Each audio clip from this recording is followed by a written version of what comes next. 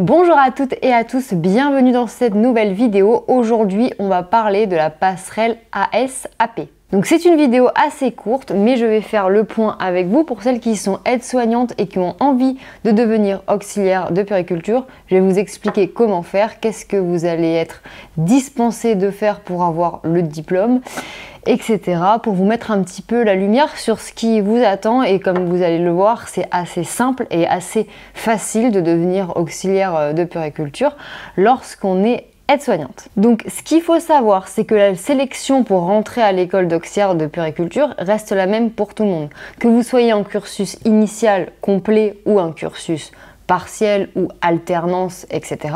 La sélection, c'est la même, c'est-à-dire qu'il faudra envoyer votre dossier d'inscription donc à une école. Votre dossier devra comporter donc un CV, une lettre de motivation, une rédaction. Vous aurez également donc un oral. Donc la sélection est la même pour tout le monde, mais ce qui va changer, c'est les modalités pour obtenir le diplôme. Vous pourrez facilement avoir la double casquette ASAP.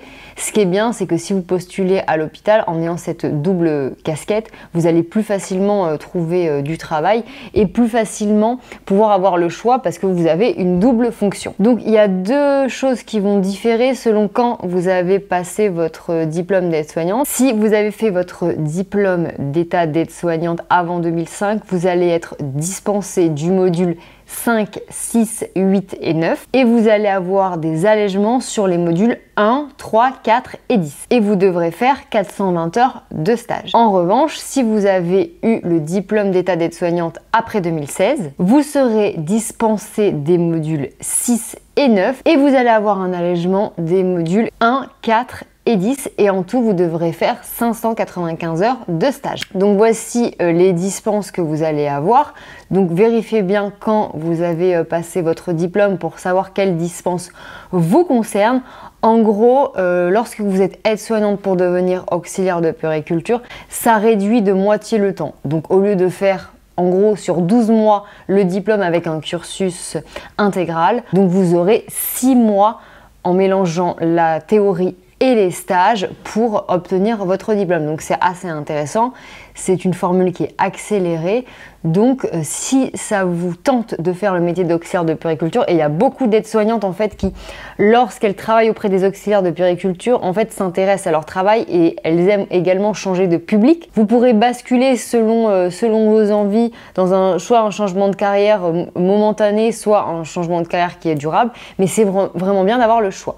Donc voilà, j'espère avoir répondu à vos questions. Si vous êtes aide-soignante et que vous avez envie d'être auxiliaire de puériculture et que vous avez besoin d'aide pour remplir votre dossier pour rentrer à l'école d'auxiliaire de puériculture, sachez que nous avons une prépa en ligne où on vous accompagne dans toute la réalisation donc, de votre dossier et la préparation à l'oral. Toutes les infos, elles sont dans la description sous cette vidéo, où vous pouvez également aller sur mon site futurap.fr.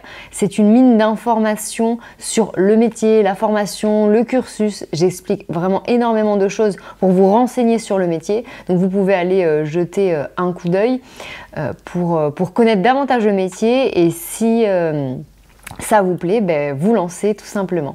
Je vous dis à bientôt pour une prochaine vidéo. Au revoir.